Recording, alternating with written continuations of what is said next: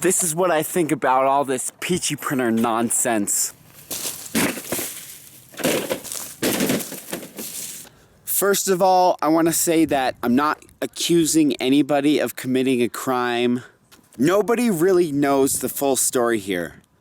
All I'm doing is I'm asking questions, all right? I'm asking questions. So the original goal was $50,000, and at the end of the day, they ended up raising $587,000. This whole video is going to be in Canadian dollars, by the way. Rylan, the inventor, says that Peachy Printer didn't exist as a company yet. So they set up the Kickstarter so that the funds would go into his partner's personal bank account. $580,000 straight into this guy David's personal bank account. Like, what the fuck were they thinking? Starting up a Kickstarter without having a corporate bank account for the funds. So one of the things that I focus on a lot at Peachy Printer is keeping the rate of failure very high. It takes like 30 minutes to file the paperwork to start a company. And then all you do is you walk in the bank and you say, hey, can I open an account here? That's all you need to fucking do. That process is way more simple than the hours and hours of work it takes to get a Kickstarter going. So I don't understand what the problem is. Like, why didn't they just set it up? Instead, they set the money to go into David's personal account, mixed in with all his non-Peachy Printer money. Rylan says that he trusted the guy, but it's like, retard, don't trust anyone. Least of all your business partners. Those are the ones that are going to be most likely to scam you out of your company.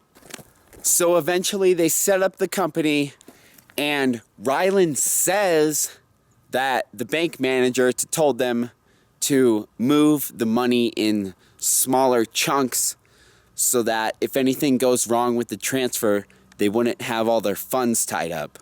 Like, okay, but after the first $200,000 was transferred, Rylan should have said, David, transfer the rest of the money right fucking now.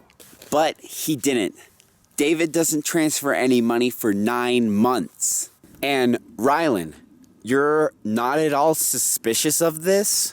You really think that a guy is so busy that he can't take 2 seconds and walk into a bank and start the transfer? Like, really? You're just gonna let that shit, like, sit there and commingle with his personal income and expenses for 9 months? Like, are both of these guys in on it? Like, is this all just lies? Anyways, they start running out of money in their corporate account, and so the story goes, Rylan demands the rest of the $30,000 from David. But he only transfers $30,000. So now Rylan's suspicious. He's like, what the fuck is going on? And eventually he gets David to admit that he stole the money to pay for a fucking house. Like, he wanted to build a house for himself. Like, how selfish, how materialistic. His plan was that he was gonna buy the materials for his house with the Kickstarter money, and his brilliant scheme was that he was gonna use his builder's mortgage, a percentage of that money, to pay back the Kickstarter money without anyone ever noticing. And like the builder's mortgage, they loan you money at different stages in the building process after you've gone through an inspection. So if you don't get to that point in the building process, then you don't get the money. So that was his plan, and I mean, at least he did plan on paying back the money. At least it wasn't like a total stealing the money, which would have been a whole nother level of ridiculous bullshit. But even still, that plan was retarded. because he's putting money that isn't his at risk. What happens if you can't finish the house? What happens if you can't pay back the money, huh? Then your company is totally fucked. And guess what? That's exactly what happened. David underestimated the cost of his house. He bought the materials in the wrong order. The people he hired stopped showing up to the job site. So he didn't have the money to pay back the Kickstarter funds.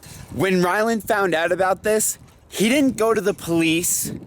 He did set up a repayment plan so David would pay back the money, but David only paid back $107,000 of the money he stole. At this point, Ryland's master plan is to recover the lost money by 1. Getting money from the Canadian government. They got $90,000 and $135,000, money that they didn't have to pay back. 2, they set up meetings with 7 different investors to try to see if they could get money, and not one single investor wanted to give them money. Gee, I wonder why. But they did get a $50,000 loan from a family member.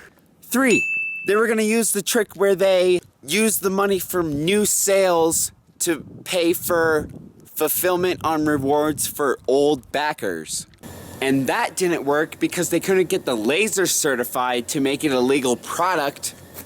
And they couldn't get the laser certified because they didn't have enough money, basically. They needed $15,000 more to get this laser certification. Now you probably noticed something about these numbers that I have here. If you notice, they got $587,000 from Kickstarter, about $7,000 from Indiegogo. Okay, so they only needed about $657,000 to meet their goal, right? Right? Let's do the math. David steals $324,000. He pays back $107,000. They get $90,000 plus $135,000 from the government. They get a $50,000 loan from their family member. So that adds up to, they're over $57,000 higher than their original goal. They're acting like, oh, it's all David's fault. It's all David's fault. But in reality, Ryland, you severely underestimated the amount of money that it would take to do this shit. Like, this guy is fucking incompetent. You know what? I know they would have had more money if David didn't steal the money, but the thing is, at the time of making this project, they didn't even know about the government grants.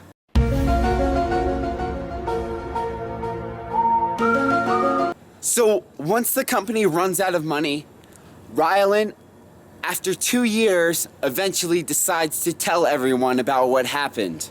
And he does it with this really suspicious, really overproduced, with super bad acting video. And you know what? David even said, yeah, this was under duress. They told me exactly what to say for this video. All right, let's just watch the video. So what do you think I would have said if you had asked me if you could use this money even as a temporary solution? You know, what do you think my answer would have been if you had asked me or if you had let me know about this problem? I think I know. This is gonna sound. I know the answer. That's why I didn't ask, because he would have said no. It's and everyone knows it's wrong. I'm not trying to deny it. So yeah, it is wrong. It's not justifiable for me to do it. And so if I would have asked you, yeah, you would have said, yeah, go to hell. Yeah. Whoa! Wait! Did you see that? Did you see that micro expression? Yeah, you would have said, yeah, go to hell. Yeah. He seemed really weird when he said that. You know what? Maybe the official story isn't exactly true. Maybe Ryland knew about this all along. Maybe once they got that $500,000 sitting right in front of them, they got dollar signs in their eyes and they were thinking, oh, what can we do with this? And David told them like, hey man, I got this brilliant scheme. Why don't you just give me the money for a little bit, let me use it to make my house, and I can use the mortgage to pay back all the money. Haha, isn't that a great idea? And you know, since David is the one that provided the original $10,000 to make the Peachy Printer prototype, maybe Ryland feels like a little grateful and he's like, well, as long as you pay back the money, I don't see why not. You know what? Maybe they even split the money halfway. You know what? Get your tinfoil hats ready for this one.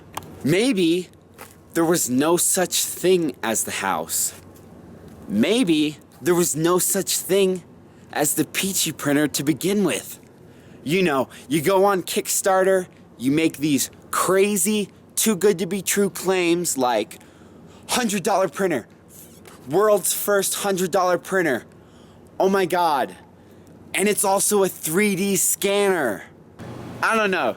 You pay some people to like shit out like a beta version for like the backers to make it look like you're working on an actual project, and then you just fucking pocket the rest of the money and you just say, sorry guys, we were just too incompetent to make this product work. And you know what? It all makes sense now. Holy shit. All the strangely elaborate details, all the crazy like graphics that they make. And even after that, they try to squeeze more money out of people through crowdfunding. Look at this survey. They're asking if they want people to donate to start a lawsuit against David. They're asking people to donate so that they can give people their original rewards. What the fuck? Donate so that people can get rewards? Are you fucking kidding me? That is exactly what you just did. You already did that. So I'm gonna just like donate my money and you're just gonna embezzle it again, and then I'm not gonna find out about it for 2 years? All right, that's just all speculation. But here's the thing, seriously, they were so close to getting this Peachy Printer finished. They did get the actual product. They got the materials for the actual product that they were promising. They just ran out of money to assemble the project and to ship all the shipments, and also to get the laser license. They were so close. They were this close. Ryland should be a fucking millionaire right now. He should be a millionaire. But they were just so fucking incompetent, and their stupid ass person came up with this retarded scheme to scam the Kickstarter money. Now you know what? I actually feel bad for Ryland and all the fucking shit he had to go through and all the fucking problems he had to solve to make this thing work. I feel bad for all the backers that collectively lost their $0.6 million. So right now, their company is bankrupt. They don't have any money. They laid off all of their people. They moved out of their office. This whole Peachy Printer thing is dead. It's gone. There's nothing we can do. And I just have to say, wow, what a total fucking disaster.